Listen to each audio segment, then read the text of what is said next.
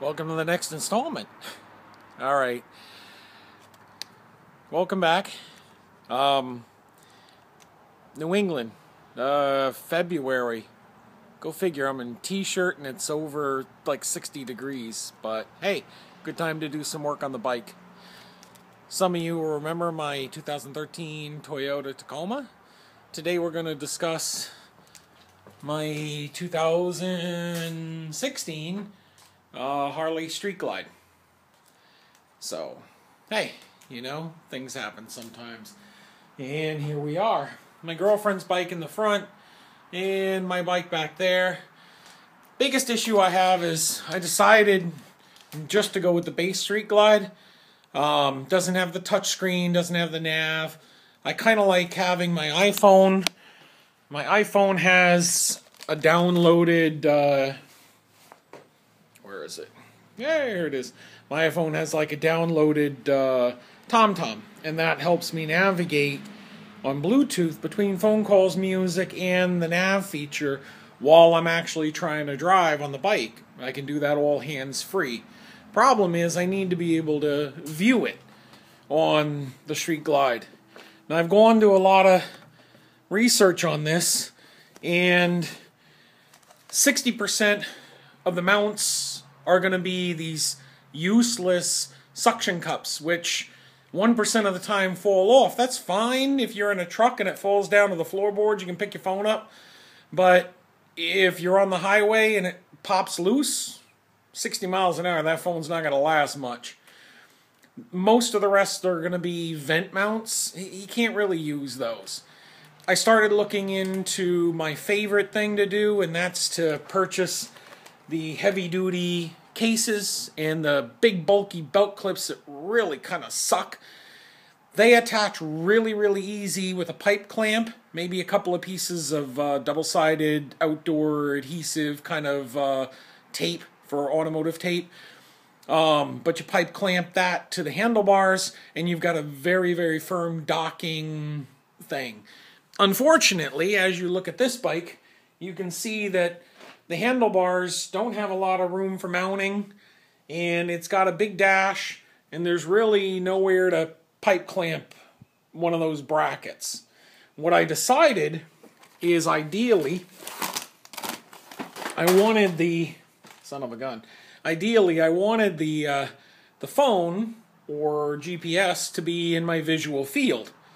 Harley makes a kit, and it attaches over here on the left handlebars to these two nuts, but it's a ball joint. Everybody writes about how the stupid ball joint lets the phone bump down every time you hit a bump, and on my truck I had one of those. It does the same thing. So the next thing I thought of is, you know what, I can get it's a 3-piece bag set that fits in here. There's inherent problems with that too. Part of the problem is that the bags interfere with the vent that's here. And really it's kind of kludgy. And it's $179 to do. The next thing I found is they do have a product that comes out that allow you to mount something to this dashboard, but again, it's like $150. It shouldn't be that expensive. Spent months and months working this problem out, came out with a pretty simple solution. So I'm going to share it. Walmart, all places. I don't know if you can see this, but it's the Magiount.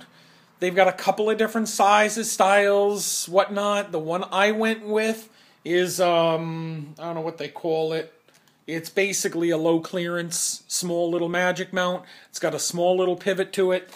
In case you guys aren't familiar with Magiount, what it is it's a magnetic holder that's got like a little bit of a tacky grip to it, so it doesn't slide around.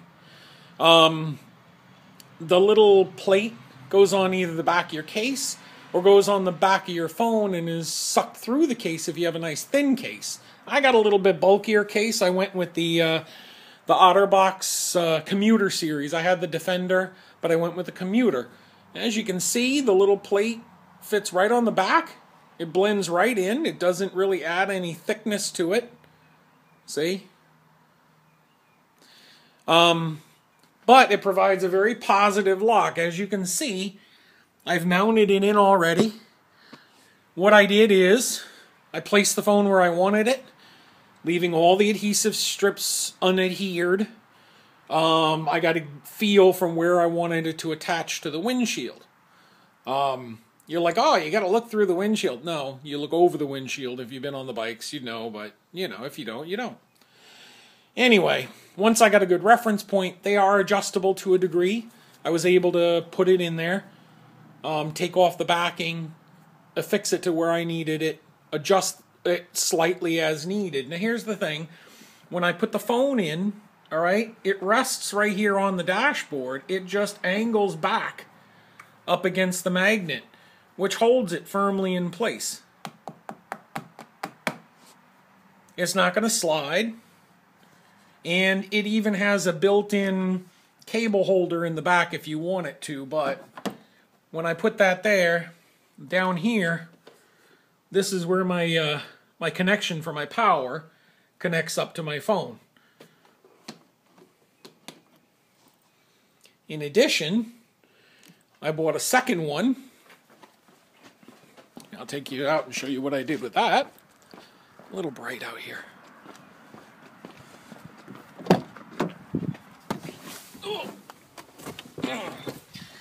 In addition, this is the inside of the truck. I went ahead and mounted one up on the dashboard. And it comes on and off nice and easy. Again, it rests on top of my little console. It adheres directly to the dash. Not everybody's going to want to do that. According to the company, you can adhere it to the windshield, but that puts it a little far out of reach for me. You could put it up in the closer corner, up in this area. They even suggest you can put it on the mirror. But that's it. So $14.88 for each one of them. So for two of them was $30. Now I can bring my phone anywhere I need it, charge it when I want it, be able to access the GPS, control my music, and at a reasonable cost. So, till next time, see you later.